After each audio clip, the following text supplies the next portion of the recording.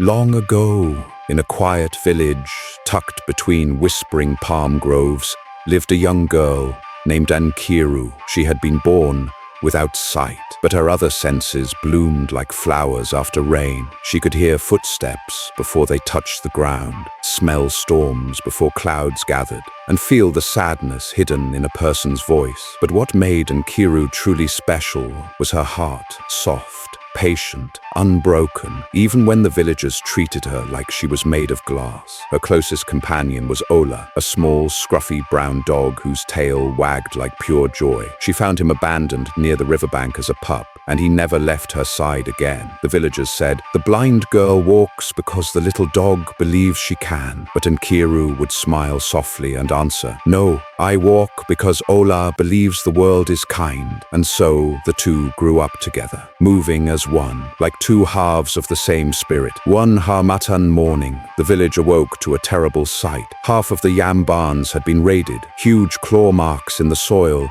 strange tracks disappearing into the forest. Fear spread like wildfire. "It is the Ajon Fant, the forest hunger," the elders whispered. "A creature that devours crops in seasons of greed." Voices rose in panic. People blamed one another, and some even accused Ankiru, the blind one who sees nothing, of bringing misfortune. Their words pierced her like thorns, but Ola pressed his head against her knee, steadying the storm inside her. That night, Ola jerked awake, ears sharp, body tense. A low growl rumbled in his throat. Ankiru felt it instantly. "Ola, what is it?" He tugged gently on her wrapper, then nudged her toward the forest, toward the place the beast had gone. "You want me to come with you?" Ola barked once, firm, certain. Trusting the only eyes she had ever known, Ankiru stepped into the trees, barefoot, on cold soil, guided by the rhythm of Ola's footsteps. The forest breathed heavy around them, branches like old bones, wind humming with secrets. Hours passed. Then a faint, pained sound, a creature,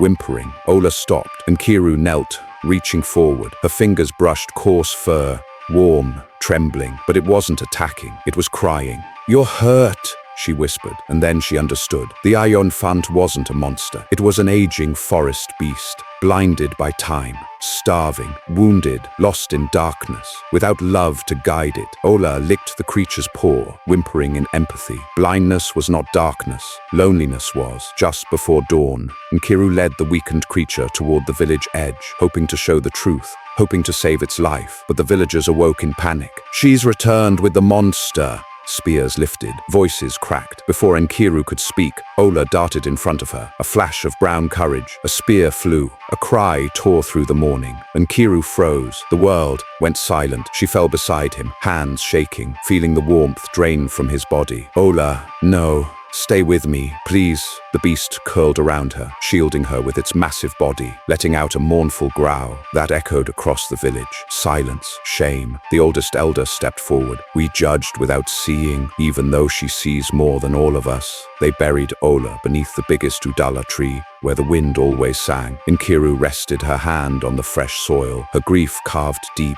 but steady. She was not alone. The forest creature, healed, loyal, bowed its head beside her, honoring the little dog whose heart was bigger than fear. From that day, it became her silent guardian. The villagers would whisper, "When darkness becomes home, love becomes the lantern." And on some evenings, beside the udala tree, the wind carried the soft echo of a wagging tail, reminding the world of Ola, the dog who believed the world was kind.